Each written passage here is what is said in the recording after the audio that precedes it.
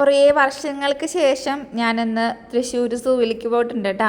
പായുമ്പോൾ ആദ്യമായിട്ടാണ് കാണുന്നത്. അമ്മുട്ടിക്ക് എനിക്ക് തോന്നുന്നു ഒരു 3.5-4 വയസ്സുള്ള സമയത്താണ് നമ്മൾ ലാസ്റ്റായിട്ട് ഇങ്ങോട്ട് വരുന്നത്.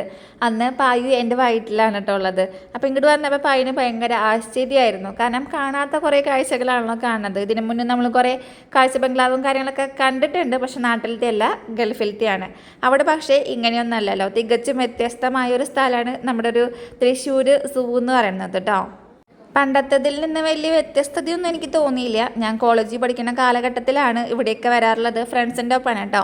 കാര്യം ഞാനും ഏട്ടനും പ്രേമിച്ച് കല്യാണം കഴിച്ചിട്ടുള്ളതാണെങ്കിൽ കൂടിയിട്ട് ഇന്ന് വരെ ഞങ്ങൾ ഈ ഒരു സൂവോ കാര്യങ്ങളോ അങ്ങനെ കറങ്ങാൻ പോക്കും കാര്യങ്ങളൊന്നും ഇതുവരെ ഉണ്ടായിട്ടില്ല കേട്ടോ.